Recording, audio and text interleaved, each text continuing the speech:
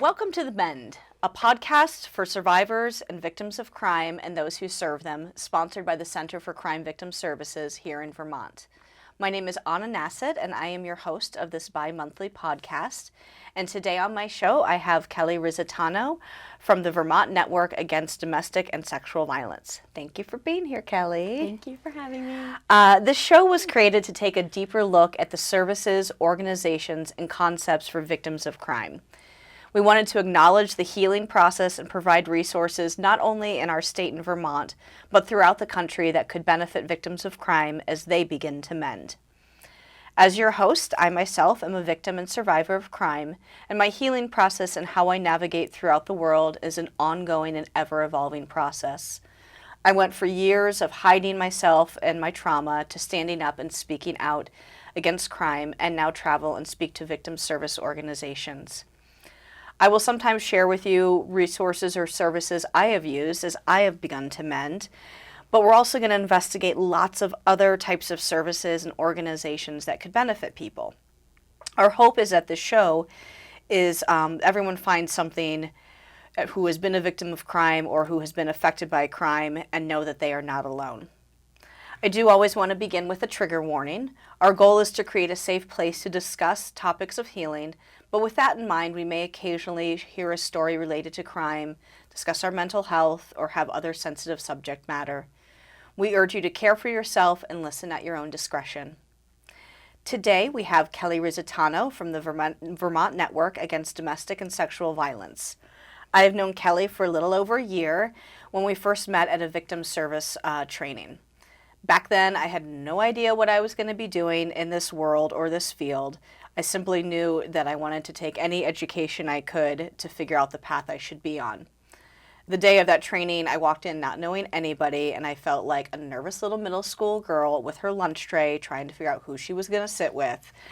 And I happened to see Kelli and some of her friends, and I sheepishly walked up and asked if I could sit there.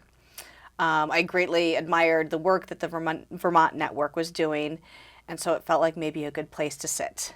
And that's when I met Kelli. Within a few minutes, we were chatting and laughing and immediately showing each other pictures of our dogs. And that's the kind of person Kelli is. And I'm excited to bring her passion here to the show today. Kelli is the Healing and Advocacy Director at the Vermont Network Against Domestic and Sexual Violence. And I'm so grateful to have you here today. Thank you.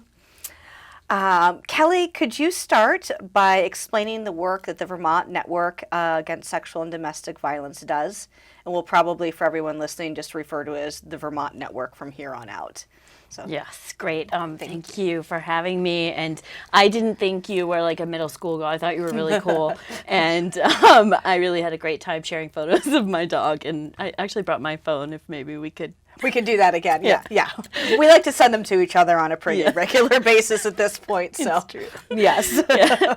So, yes, the Vermont Network is a federally recognized domestic and sexual violence coalition in Vermont. And these coalitions exist throughout the United States. So there are, they exist in each state. The network in Vermont unites 15 member organizations and statewide partners to uproot the causes of violence in Vermont. And these programs provide services to survivors who have experienced domestic, sexual, and stalking violence.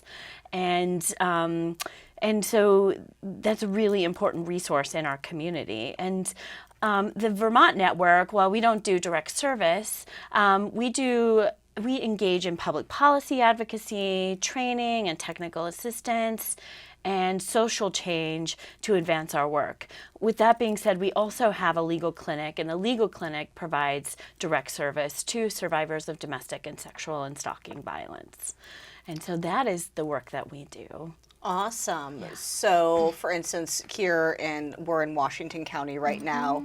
The providers underneath the network would be Circle in Barry and SACT over in Northfield? SACT is in Barry and Circle is in Montpelier. Okay, yes. Very good. Sorry about that. Thank you. That's okay.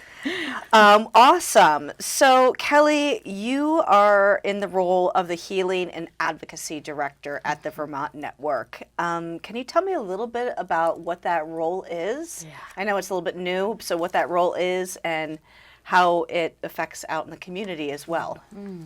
Great question. And I think I'd like to start off with a quote from one of my teachers. And I have many teachers in the world that I'm learning from as we are developing this role and in my own personal life doing my work on, how it is that we are being in the world. And so this quote is from Tarana Burke, who is the founder of the Me Too movement. And she says, "The trauma is there. It's not going anywhere. It's a part of my life. It's something I accept. But it is only one part of my life. And I feel like if we are building a movement and the movement is going to be sustainable and expansive, we have to spread the message that this is a movement about joy.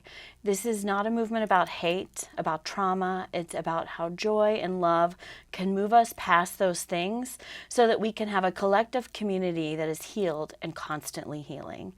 And so, well, as I think about this journey and this role, first of all, we received a message from the world, so to speak, that we need to make our movements healing and to heal the broken places. And so, over the course of the last few years, the Vermont Network has been engaged in some work on a national scene and also globally that has us looking at new ways of moving forward to end domestic and sexual violence, to help create and be in a world where everyone can thrive. And so naturally, healing is required for folks to thrive. And, there's a lot of folks out there who are hurting and have experienced violence and trauma. And so we are really committed to understanding that healing is vital to our work and also vital to our humanity. And so this role was created out of the possibility that healing ourselves and our communities will actually help to end violence. And it's a big undertaking. Obviously, we're not doing this alone. And we really see this as a community project. And so we're exploring how healing work can expand our movement and what that looks like here in Vermont and how it's connected to the rest of the world and to the rest of our global community. We're learning and asking ourselves questions like, who's doing healing work in Vermont? How are our communities healing? How are we building bridges, and what kinds of ways can we support healing in our own work and our own lives and communities and our members? And how does healing promote social change? So today, actually, I just came back from Bay Park up in St. Albans, where I met with the folks from Voices Against Violence. They are engaging in a 6-month healing residency. And we are exploring healing in our work, in the organization, and in the communities. And so we've been engaged. This was actually our second meeting of engaging in healing practices that can help sustain us and help us understand how healing work can, make a difference in the lives of survivors, which is, the most important thing. So awesome. Yeah. And also I wear a couple of hats, as often nonprofit folks do. The other larger part of my job includes coordinating the Supervised Visitation Coalition. So the coalition is comprised of programs which allow for safe visits for children, usually a parent that has used violence and needs supervision, and to give the opportunity for that family to have connection. So these programs play a really important and a unique role in the lives of survivors and children, and also parents who have used harm. And so I feel really blessed, first of all, to work with these programs, and I believe that their work is vital and also a pathway potentially to healing. Mm-hmm. So. Or do you feel like you're folding those healing practices into the work with the visitation program? Yeah, I think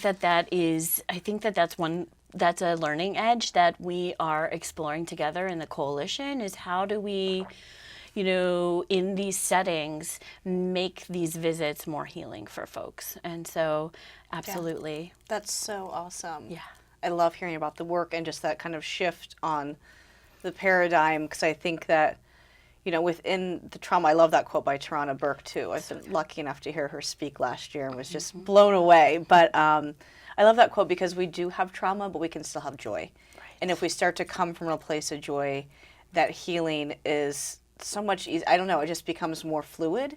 And I know, like, one of the things I love about you is just that you have so much joy in your life, and when I'm around you. And can you just kind of share with me what led you into this work in this field, and and finding that joy? Yeah. So there are a couple of paths that led me to this work, and I think the main one that honestly, it's something that I haven't really talked about it publicly, just really in the comforts of people that I know and love.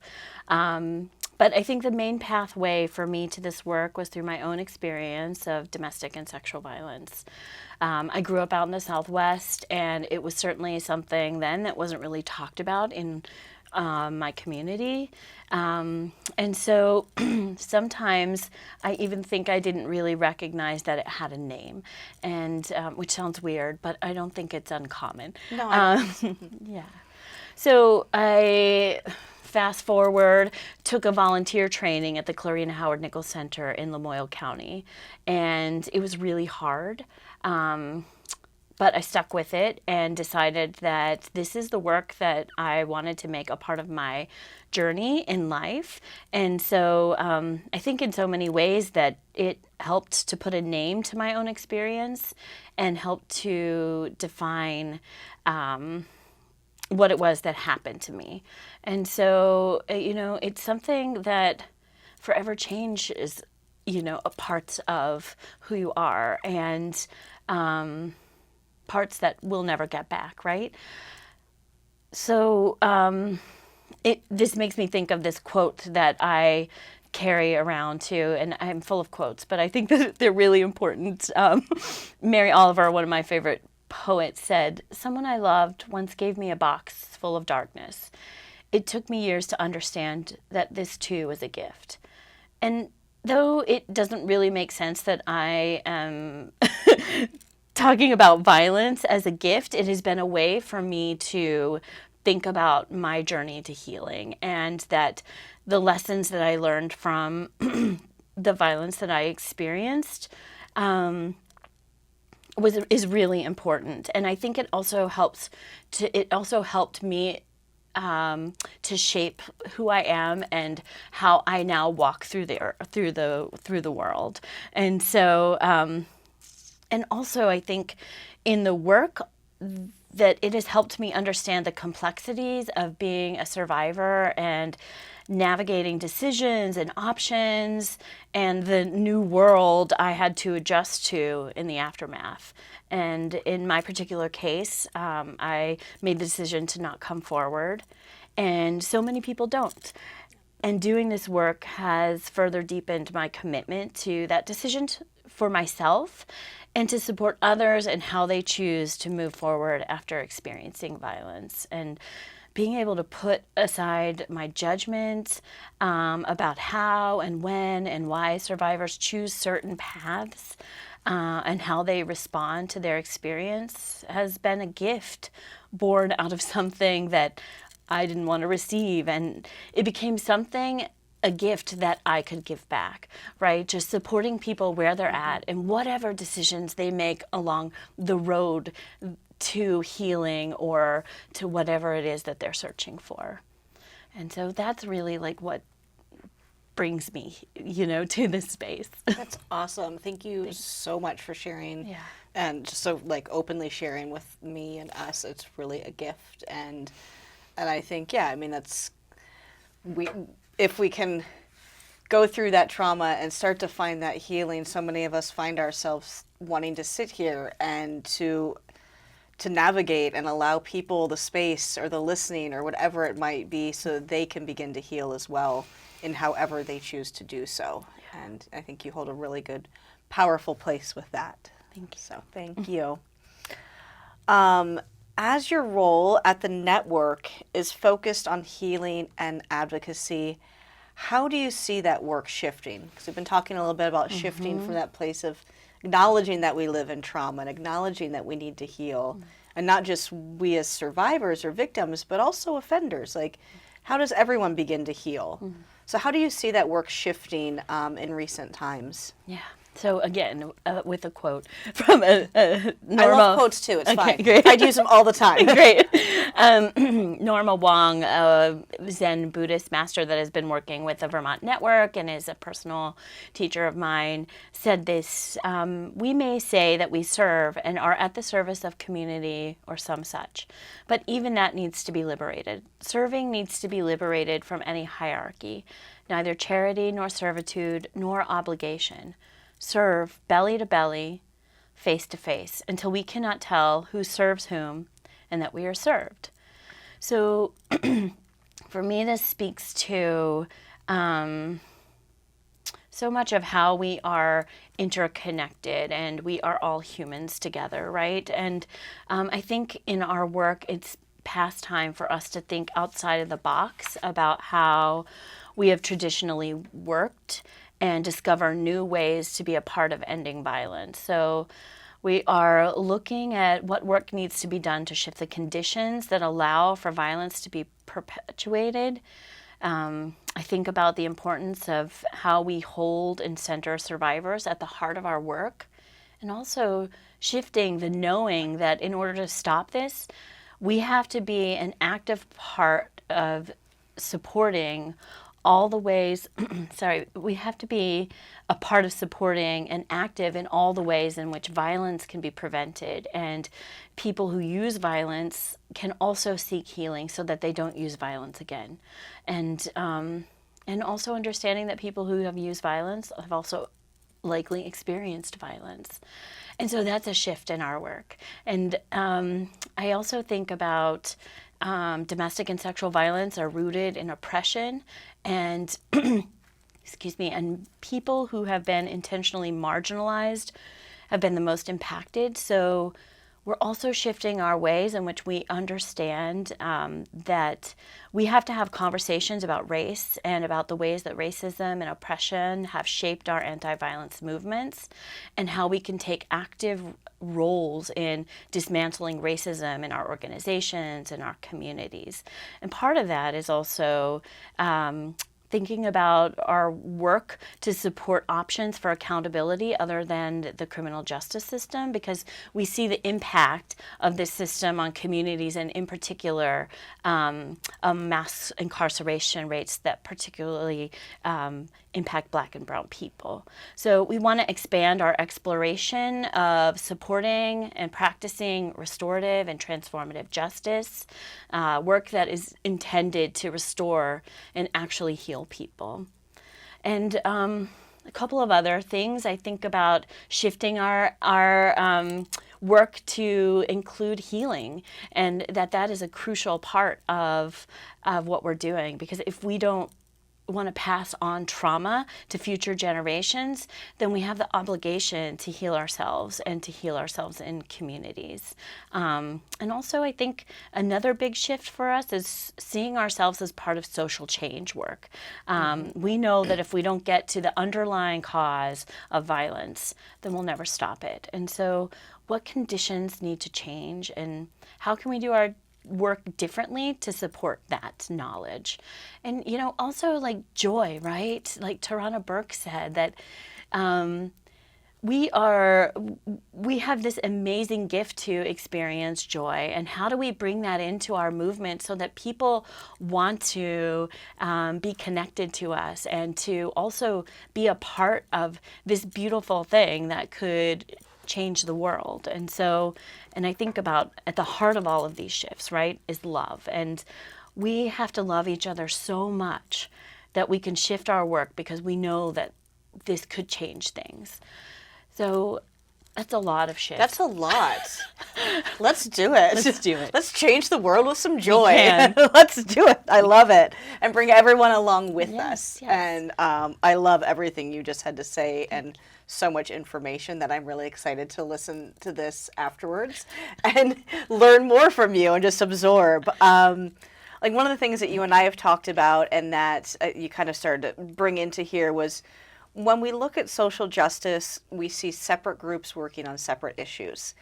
Can you talk to us more about how you envision all of us different social justice groups working together collectively, because we are all rooted in love and we do have so many common goals. So can you speak a little bit more to that? Sure.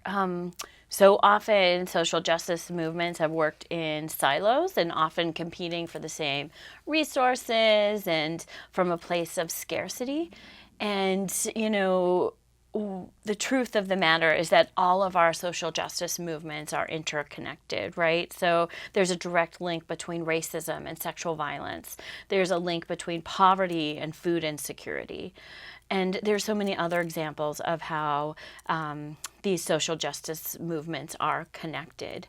And I know personally, there's one thing that I know for sure, and that we are far more powerful if we're working together instead of competing for resources and spaces to be heard. And so I think that it begins with the understanding of that we are all deeply connected and that our very existence depends on one another, right? And I also, and so I think that that's a place to start.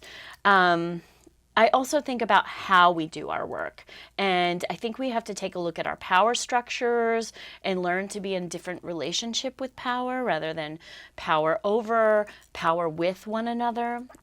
We need to bring our hearts to the table, that tables that we sit at. And I think we need to learn to be vulnerable with one another and authentic with one another. I think that we have to learn how to be in deep solidarity and in ways that we haven't maybe in the past. And so I also think about connection and infusing art and storytelling and spaciousness and creativity to dream into the world that we want to build and then build it from there together. And, obviously I don't have all the answers, but I think that these are some places, some curiosities, and some places that we can tease out to figure out how we work collectively and better with one another to support global healing and love. That's awesome. Thank you for that. I'm talking with Kelli Risitano from the Vermont Network today.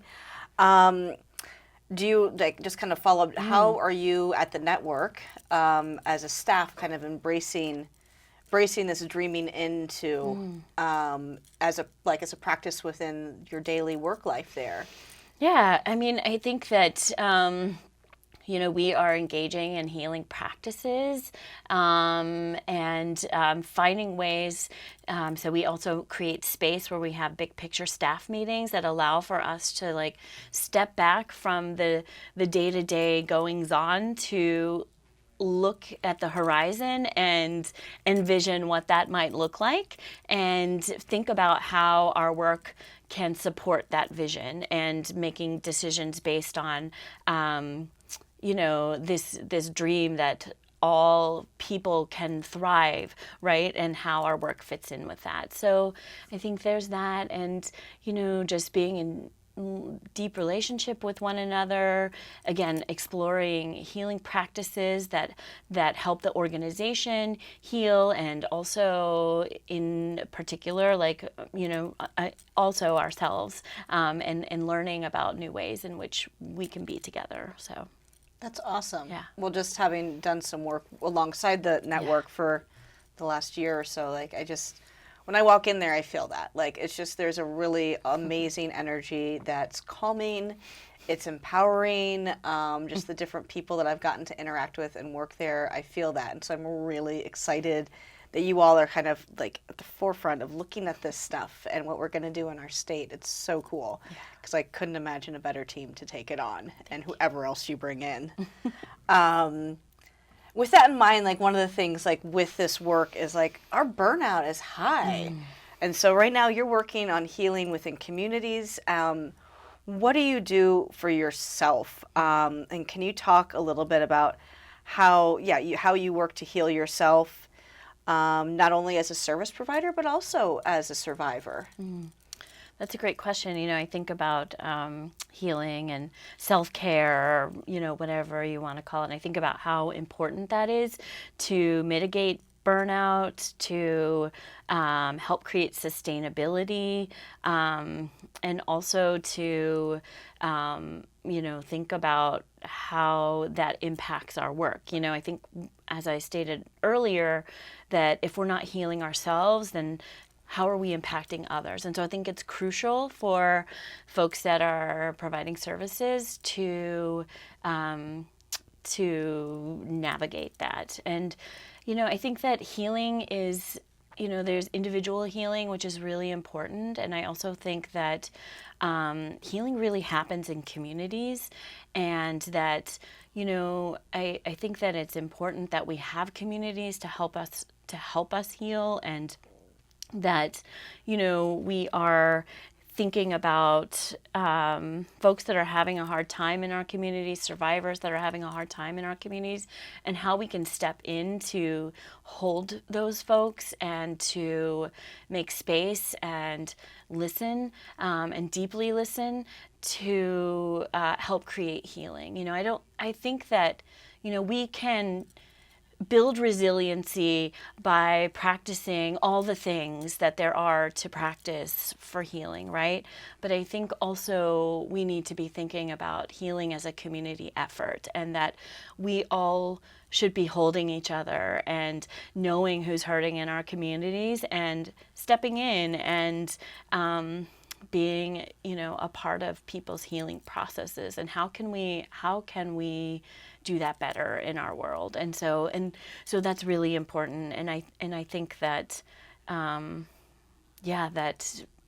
as a survivor, being in the work and navigating the world, right, that like we have to take that space or know ways in which we can heal, that we can rejuvenate, and know who our people are in our communities that we can turn to when it's impacting us, when we're being triggered.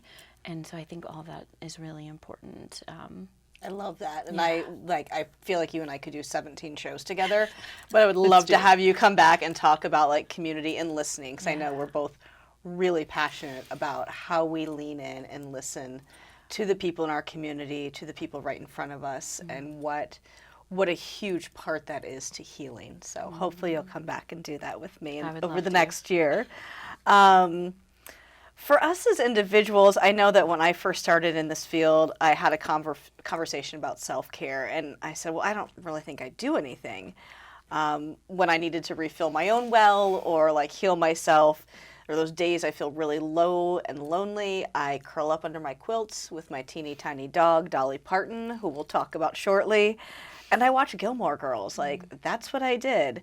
And it was a conversation with one of your colleagues at the network who I was having this with, and she said to me, well, Anna, don't you know, like, that is your self-care, that is your healing. So for you as a person to refill your well and give to yourself, what do you do? What are some of the things that you do? Yeah. Gosh, there's so much. I feel so blessed in in so many ways, but I'm lucky to live next to the woods and to be, of course, I think Vermont, maybe there's, we're surrounded by the woods, so which is lucky. Yes. But I feel like I have a deep relationship with the natural world, and so I do most of my well refilling there. I spend a lot of time noticing, changes in nature, taking lessons from the natural world around me to help me understand my part in the world and to find ways to be in connection with the world around me. And I also take a lot of photos all the time. Actually, I think it drives people crazy when we go on little nature walks and I'm like, hold on, wait, stop, let's get this. But I'm passionate about about photography, and so that's a way that I experience healing and refilling my well. That's awesome. Yeah. Well, I know that your photography is wonderful, and I love seeing it. I mean, I'm lucky enough to be friends with you on the social medias, so I get to see them, and they're just stunning every time. And I know that for me, even as a viewer, like I can see that this is something you're really passionate about and that it refills you. But me as a viewer looking at the pictures you take, it refills me too. That's amazing. And it Thank just you. like adds a little like calmness. I'm like, oh, look at this. And then there's other pictures where it's you or it's of your puppy who is the cutest little thing. I just saw a picture of him the other day where he was smiling and it just brought so much joy to me. I started laughing so hard and showed it to like 6 people throughout the day. I was like, look at this dog. He's so cute. So, because we both really love our dogs, can you tell me a little bit more about your view on dogs and how your puppy Winston supports you and others? Yeah. Because you take him to work with you too, right? I do. I think that first of all, like what happens when you are, when you have pets, and pets can help relieve stress and anxiety. They can help lower your blood pressure. I think that they are such an amazing gift to have if you're inclined to have pets, because they can bring such joy. I know I sit around and laugh at this silly dog all the time and all the ridiculous things that he does, and it brings me joy and laughter and like a feeling of healing and love, and it's like nothing else, right? Like Totally.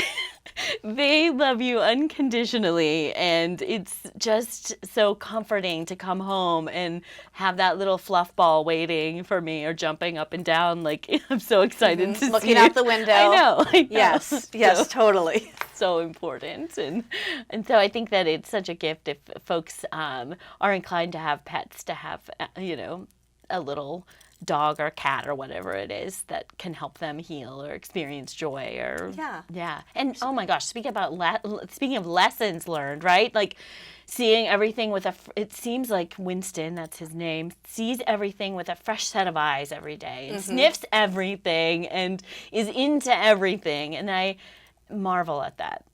Yeah, I totally understand. I mean, my dog Dolly Parton is probably 8 inches tall. And like here in Vermont in the wintertime when we have, 17 feet of snow, like I curve out all these little paths and she just runs. I mean, the snow's 4 times taller than her and she just runs around and she thinks it's the greatest thing. So funny. She's got her own little maze and just, how she just wanders the world, and she's not the nicest dog to other people, but her and I just have our little roost, and she rules it and lets everyone else know who's boss. And you know what? I like that because I try and be like the kindest person ever. I'm like, oh well, someone's just gonna be a little mouthy here. Yeah. Okay, so. But yeah, she brings me joy. Yeah. So, and I'm so glad that that's how we initially Yes, connected. me too. And that we're here today chatting. As we wrap up this episode, is there anything else that you'd like to share that you feel like we haven't covered yet? One thing I was thinking about is, for me, at the center of all of this is love. And I think that love is at the core of healing, community, and how we take care of one another. And, I think that that's the most important thing in the world, is how we take care of one another and how we love one another, and that everyone deserves love. So I think that's All you need is love. all you need is love. I love that. Me too. That's beautiful. Kelli Risitano from the Vermont Network, it has been a joy to have you on the show today. I know that I personally would not be sitting here today if it weren't for the work that you do, for the network does. As a victim and survivor of crime, knowing and having used so many sources and resources throughout the last years has been just paramount. And along with that, like the Vermont Network Against Domestic and Sexual Violence, it's a full staff that's become my friends and has pushed me to consider working in ways that I never would have dreamed into. And hopefully then shifting around and helping others dream into new worlds as well. So I want to just close by saying thank you. And if there's one share you have kind of imparting with for victims, survivors of crime, and the service providers listening, what would that share or word be? Well, first of all, I want to thank you also for sharing and for being vulnerable and for being out there and doing this crucial work. I think that you are such a shining star and full of love and hope, and so I really appreciate that. And Thanks for sharing your journey. It's very brave of you. And I think for other folks who've experienced domestic and sexual violence, stalking violence, be gentle with yourself, do what you know deep inside of your heart is that will work for you, because you're the expert in your own life, and you deserve all the love and all the joy in the world. So I love that. So true. Be gentle with yourself. So thank you so much, Kelli Risitano, for being here today to talk about the Vermont Network Against Domestic and Sexual Violence and how we can embrace healing and advocacy from a different lens. Remember, there is a coalition like for the Vermont Network in every single state. For more information here, you can go to the vtnetwork.org. So it's vtnetwork.org. And if you have any ideas or questions about the show, I'd love to hear from you. You can contact me at Anna@standupresources.com. I'm your host, Anna Nassett, and I look forward to sharing more with you every week here on The MEND. Be well, be strong. Goodbye.